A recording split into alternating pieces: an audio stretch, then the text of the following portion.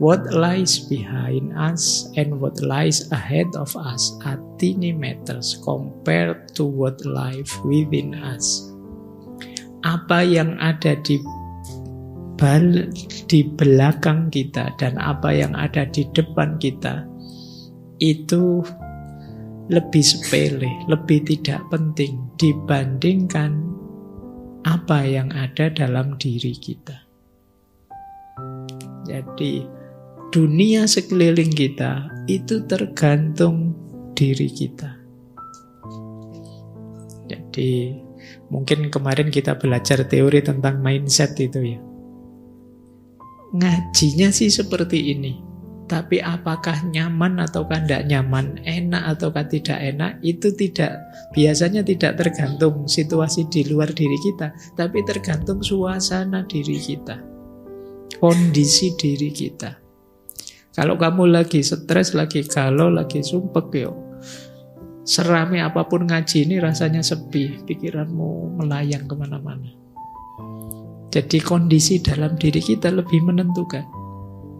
Kalau kamu sedang marah, ada komedi selucu apapun, kamu tambah ngamuk. Kenapa? Yang harusnya lucu kamu tertawa, karena batinmu sedang galau, rasanya malah melecehkanmu dan kamu marah. Jadi yang ada dalam diri kita itu lebih penting. Makanya tadi alatnya intuisi. Bisa saja ini pengalaman menyenangkan bagi orang lain, tapi begitu masuk ke saya menangkapnya sebagai pengalaman yang kurang menyenangkan, pengalaman yang negatif. Jadi ternyata dunia di depanku, dunia di belakangku itu kalah penting dengan dunia di dalam diriku. Berarti apa? Tugas kita pertama membereskan dunia dalam diri. Ya entah gimana caramu untuk membereskan dunia dalam diri. Makanya Thoreau juga bilang, keindahan dalam diri kita lah yang memungkinkan kita mengenali keindahan di sekitar kita.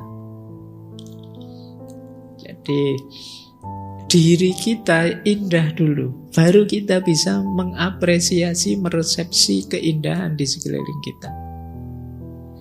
Kalau diri kita belum indah, melihat alam yang indah, sementara jiwa kita rusak, misalnya kacau, ya keindahan alam itu tidak akan kompatibel dengan diri kita. Ketika tidak kompatibel, ya kita tidak bisa menemukan keindahannya. Ya kalau kita sedang, kayak tadi loh, sedang marah seperti tema minggu lalu itu. Sedang panas-panasnya marah, meskipun kamu ada di pinggir laut yang begitu indahnya, atau di atas gunung, kamu sedang muncak terus nonton sunrise. Tapi kalau kemarahan itu masih meletup dalam dirimu, ya sunrise nggak sunrise-sunrisean. Pikiranmu kan mesti gitu. Ayolah ke laut, alah ndak laut-lautan. Kenapa? Jiwamu sedang tidak kompatibel dengan keindahan yang ada di luar dirimu.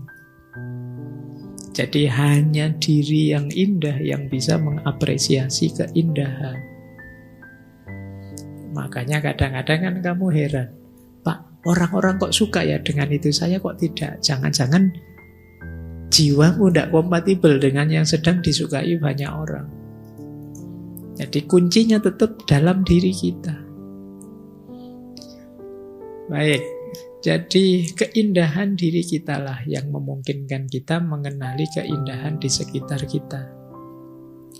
Intuisi tadi menurut Thoreau harus kita arahkan sebagai jalan untuk menangkap kebenaran dalam hidup.